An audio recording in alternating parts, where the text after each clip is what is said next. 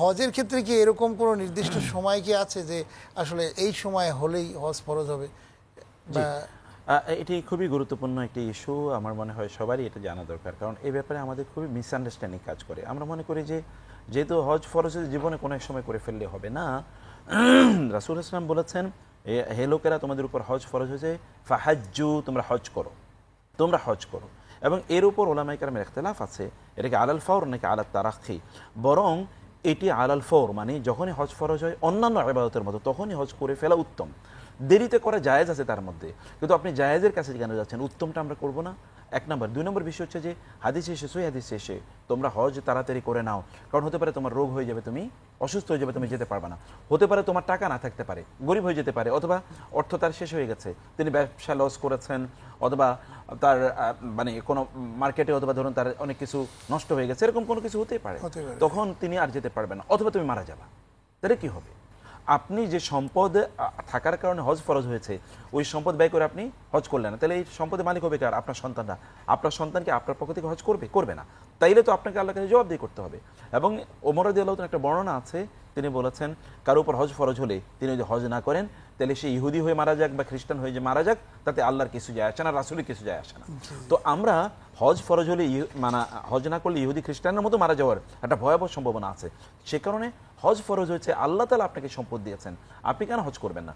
আর হাদিসে এসে কোরআন এবং সুন্নাহর বক্তব্য হচ্ছে, কেউ যদি হজ করে বা উমরা করে, আল্লাহ তাআলা তার যেমনিভাবে মানে আল্লাহ তার গুনাহ মাফ করে দেন, তেমনিভাবে আল্লাহ তার দারিদ্র্য দূর করে দেন। এবং আপনি নিজেই তার এক্সপিরিয়েন্স, হজের ব্যবস্থাপনার সাথে আপনি সম্পৃক্ত হওয়ার কারণে সম্পদ বাড়ছে না কমেছে?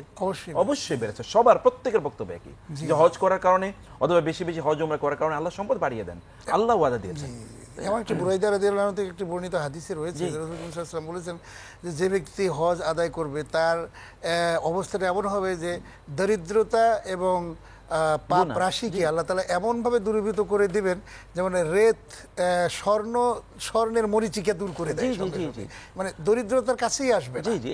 এবং হজ করে আসার পর তার সম্পদ বাড়ে প্রত্যেক, মানে এটা সবারই অবস্থা এরকম।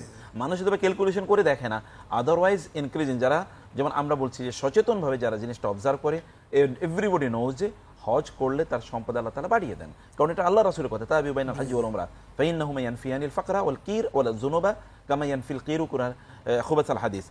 যেমন আমরা ধরুন লোহা যদি ইয়ের মধ্যে ঢুকিয়ে দেয়, ওই যে আগুনের মধ্যে, তখন অথবা ধরুন স্বর্ণ বানানোর জন্য কি করে আগুনের মধ্যে যখন ঢুকিয়ে দেই, তখন কি হয়, এখানে যে মরিচা থাকে, মরিচাগুলো কিন্তু বাড়ি দেওয়ার পরে পড়ে যায়। কারণ হচ্ছে কি, যখন এটা লোহা যখন গরম হয়, অথবা স্বর্ণ, এটাও তো এক ধরনের মেটাল, এটা যখন গরম হয় তখন এটাকার মরিচাগুলো, মানে আগাছাগুলো, এগুলো সব দূর হয়ে যায়। ঠিক তেমনিভাবে লোকেরা হজ করলে বা উমরা করলে আল্লাহ তাআলা তার দারিদ্র এবং তার গুনাহগুলো এরকম আগাছার মতো করে আল্লাহ তাআলা দূর করে দেন।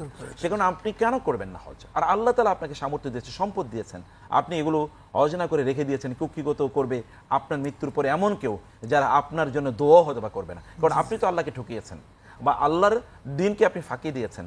কেউ যদি আল্লাহর দিনকে ফাঁকি দেয়, আল্লাহকে ঠকানোর চেষ্টা করে বা আল্লাহর বিধান পালন না করে, আল্লাহর আইন পালন না করে, তাহলে আল্লাহ তাআলা তাকে দুনিয়াও বঞ্চিত করবেন, আখিরাতেও বঞ্চিত করবেন। সে কারণে আপনি হজ করুন, আপনার নিজকে ঠকাবেন না, নিজকে বঞ্চিত করবেন না, নিজের উপর জুলুম করবেন না।